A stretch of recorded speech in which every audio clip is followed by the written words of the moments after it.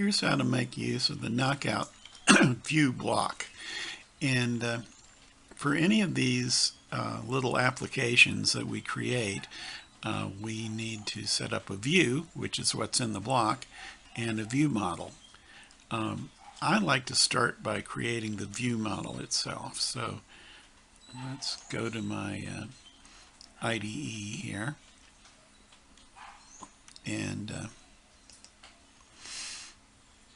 we'll create our file for the view model underneath Application, MVVM, VM. That's where all the custom view models live. So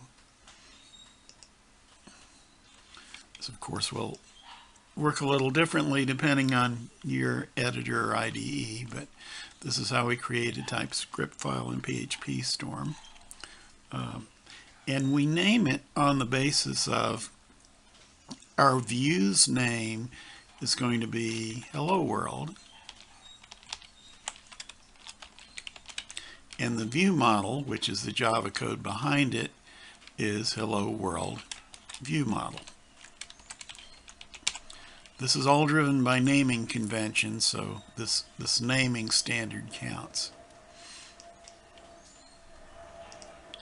Okay, so here's my file. I have a little subdirectory here called Examples, where I have some template text. Here's one for a view model. We'll just paste this in.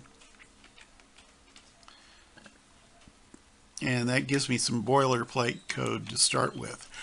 I need to change this text that says VM name to the name of my view model. So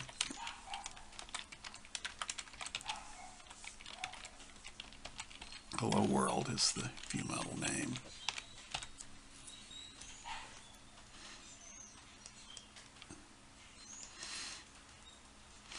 Now, the idea of this application is we're going to present a button, and when we click the button, we're going to display some random information about a planet. So we'll start with putting in some observables. We have a planet name, which will display the name of the planet, and planet description, which will display a description. We'll also do a little event handler for what happens when we click the button, and we'll call this get planet. And this is a little convention, helps getting confused about the this variable.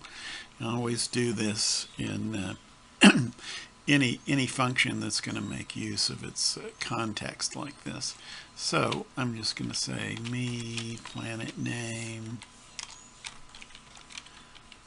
set that to Earth. Now all these knockout observables, you give them a value by calling them as a function and giving them a value inside the parens. Don't try something like that. That won't work. Planet name Earth, and then planet description. We'll make it.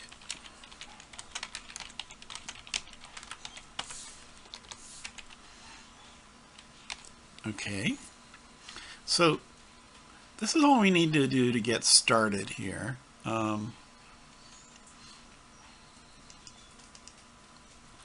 I'd like to begin by having some observables, making the view, and then we can add functionality as we go along. This is the simplest possible functionality for this little application.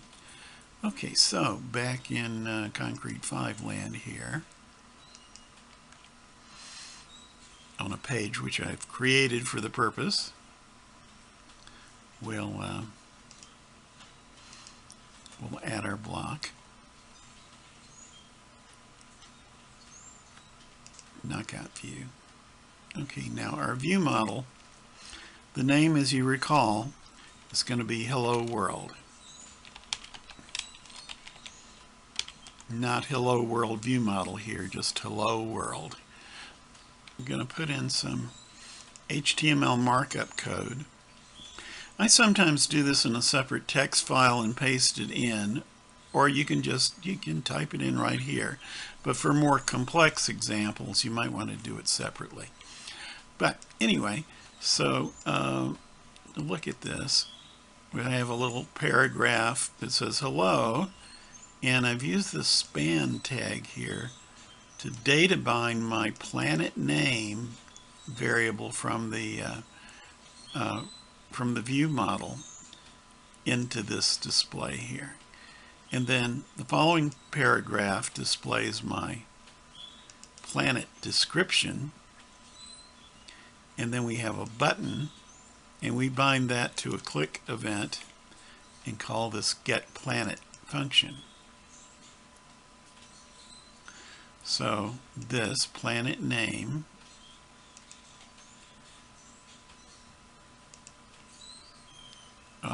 corresponds to this observable,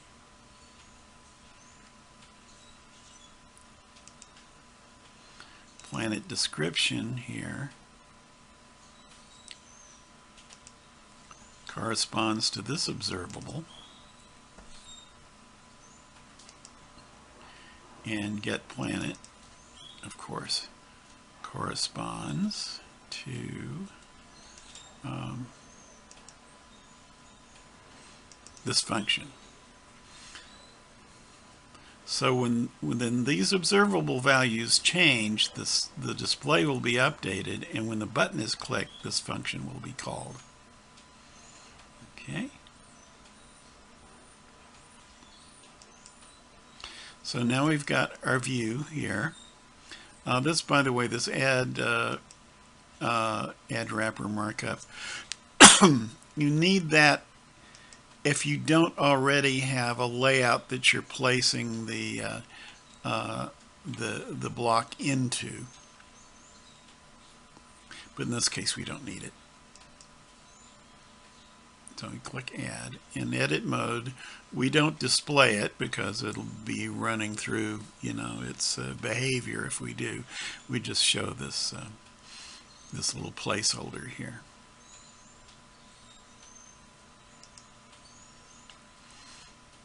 I'm just going to publish changes here.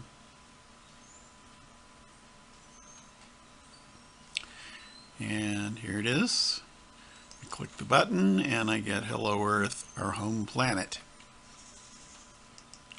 I can show you a little debugging example here. Let's see.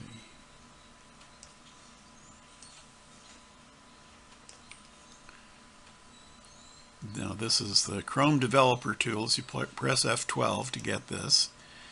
And under Sources, in if I can find this now, Application, MVVM, VM, and here's the Hello World. You'll notice there's a whole Hello World type TS for TypeScript and JS for JavaScript. Chrome gives you very nice debugging facilities for TypeScript. Kind of a small display here. But, okay, so let's, here's a constructor, the init, and here's our getPlanet method. We'll just put a breakpoint here. So if we hit our button, basically all it's doing is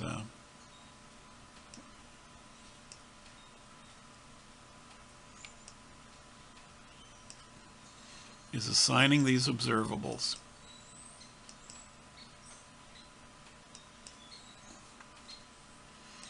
And then the observables are displayed on the web page without any other effort on our part.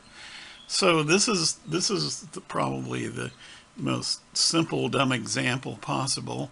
So let's make it a little more sophisticated, shall we?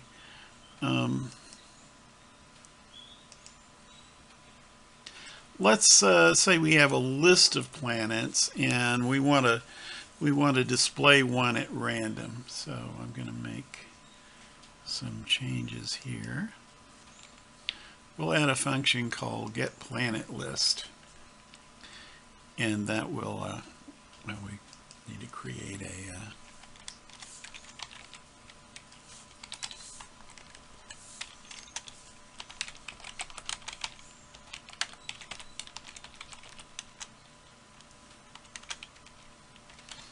a little array that this will refer to.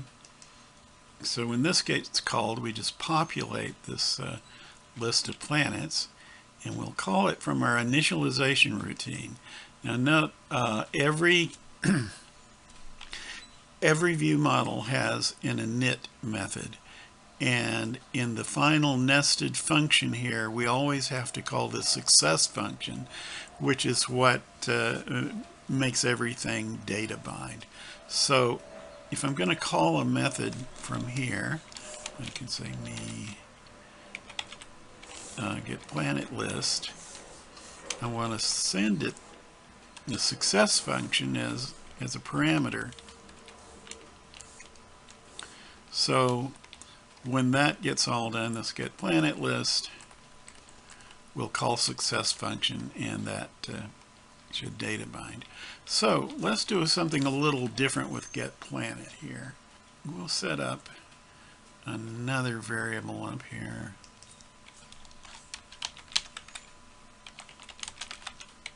Next planet.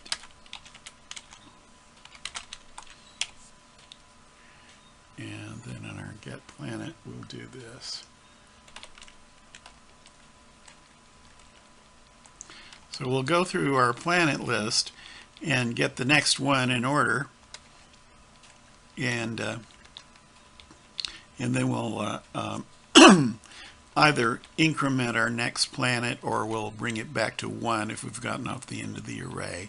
And so now we have a planet from that list, and assign the observables. My planet list, you see, is just an array of JavaScript objects which I can declare in a JSON format. So that it has a name property and a description property, and that's what I'm using here. Okay, I call the success function. All right. Now I'll go back to my page here. Notice when we make changes to the view model, we don't have to go in and do anything more to the page unless we're going to display the change the display in some way. But in this case, we don't have to. So I'll get a planet, and we'll do Mercury. Click it again. There's Venus. Click it again. There's Earth, and so on around the little array of planet objects. Okay, so that's all right, but let's imagine that in production we're going to get this list of planets not from this hard coding in the JavaScript, but from a service. So the first thing we do is let's implement a service that will get us a list of planets. And here's how we make a service in the system. We go to Application, Source, AFTM, and then there's a subdirectory called Services. And here we'll create a service, do a PHP class, and we call it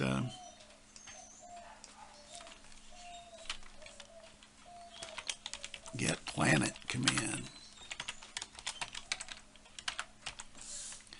The syntax of these, the naming convention of these services, is they have a service name, get planet, and then they're always appended with the word command at the end of the class name. I'll just go ahead and create that.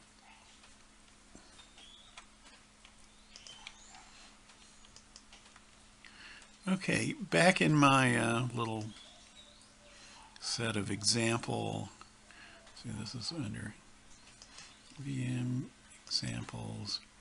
Here's a little top service boilerplate here. This is how this works.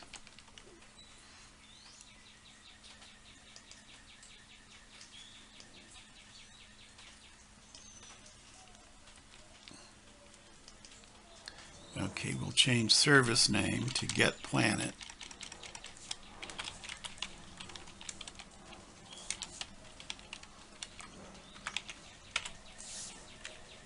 Again, the naming convention is really important. Oops, got two PHPs up here. Okay.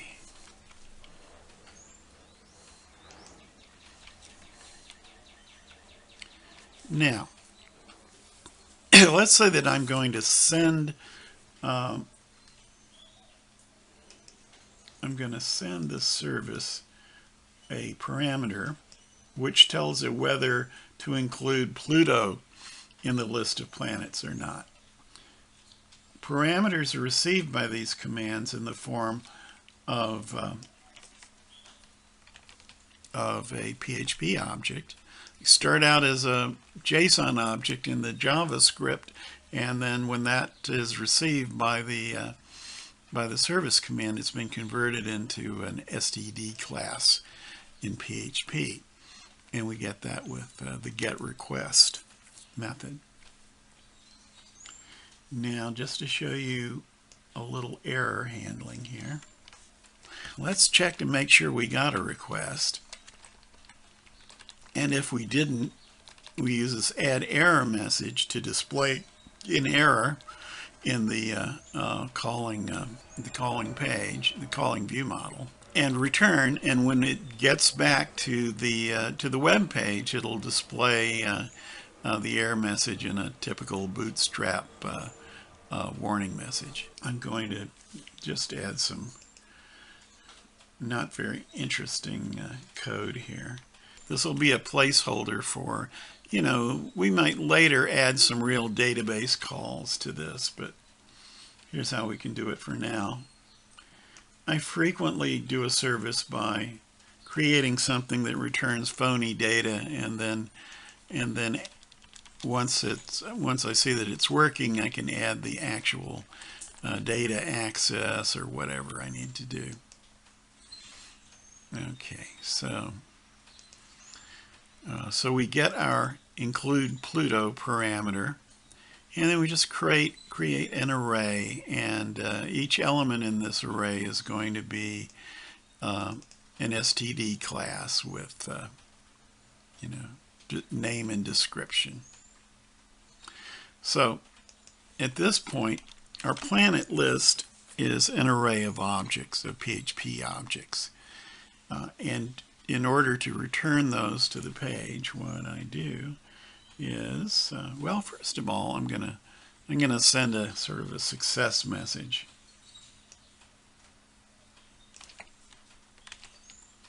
I'll add this. Similar to add error message, except this is, you know, just comes as a plain blue, you know, success message. And then I want to return the data, and the way I do that is this statement.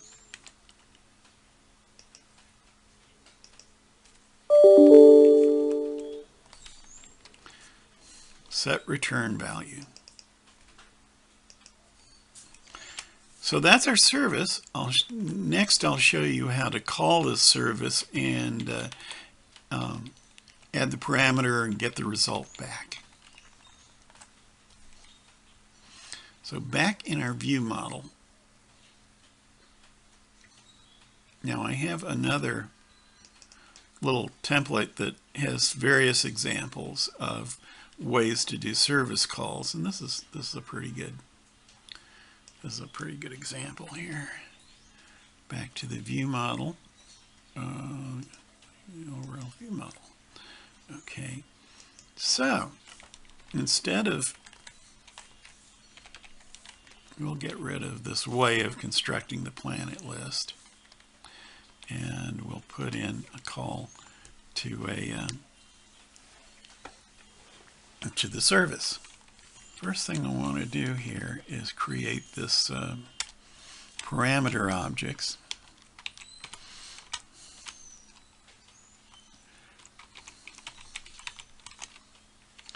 And we'll just do plain old JSON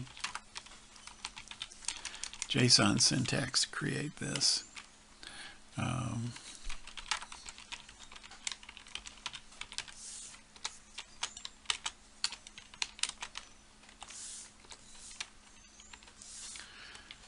Okay.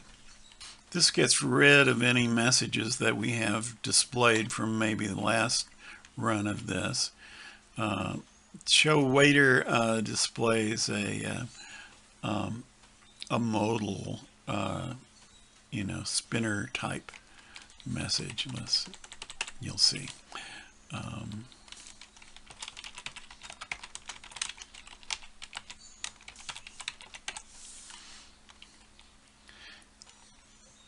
Okay, this is the call for executing the service. We can replace this part here with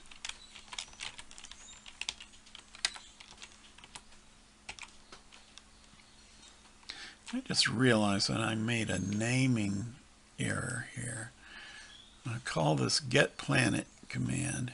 It should be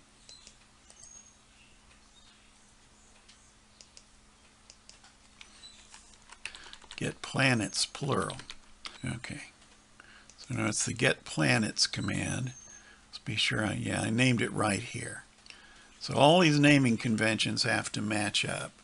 The name we're going to use to call the service is getPlanets. So the name of the class is getPlanets command, as is the name of the file where it lives. Otherwise, it won't be able to find it. Okay, so that's getPlanets is the first parameter here. The next parameter is our request object. You can pass null if you don't actually have any parameters to pass. And the next is a function that fires when the service completes, assuming it does so without any exceptions being thrown or anything nasty like that. We check this and we get a service response back. We check the result attribute of the service response to see that it's a successful result, and then we can do what we need to do with the value that it returns. We're returning the list of planets, so I just say me_planet_list equals service response value. And we call our success function, as we always have to do. We have a little always function so that we can close the waiter display whether it succeeds or not. And if we want to be really careful, we can add a fail function.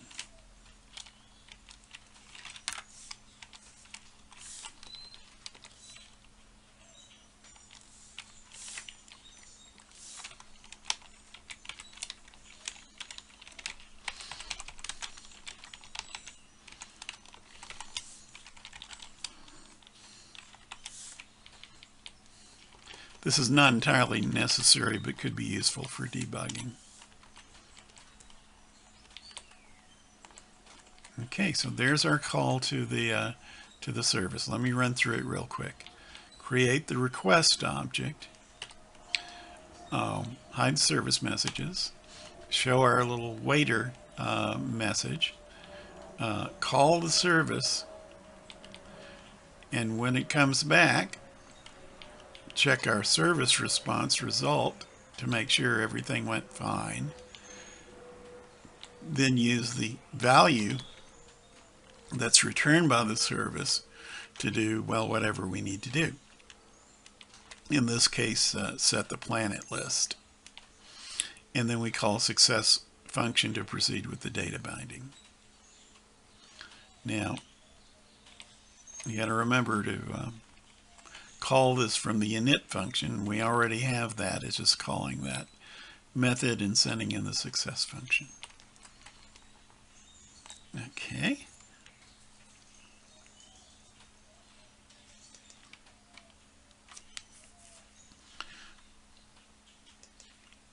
And let's refresh this. Okay, and so it's made my service call, and it's come back with an array including these 4 planets. We can close this message if we like, and then we click our get planet. So everything is working as before, except our data is coming from an external service. These knockout views are capable of creating very complex single-page applications. You can write a lot of code to be embedded in a Concrete 5 website with very little effort. I'm going to show you a little debugging trick with the knockout view models and services. Beginning with the example Hello World application, I'm going to do this in our we created a service called getPlanets command. I'm just going to throw an exception here. Okay, so an exception might occur if, I don't know, anything went wrong in the whole chain of events here. Usually we don't throw exceptions inside services. We just add an error message so that it makes it a little cleaner for the user. But should an exception happen, this is how we can find out about it.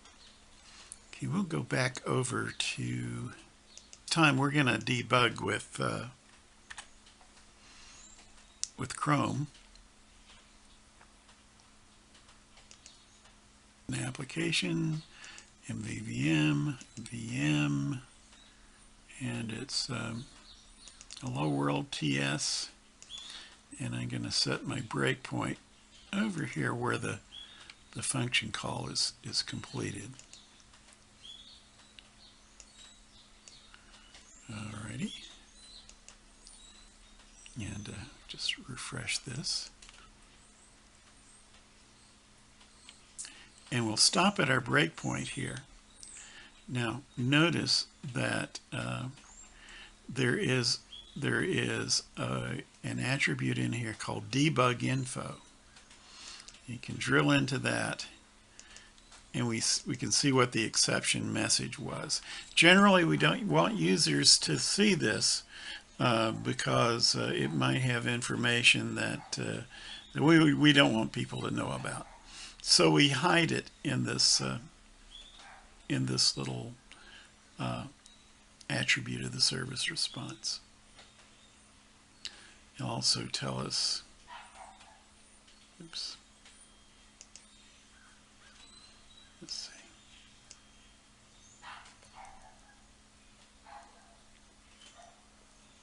It's a little cleaner way to see it.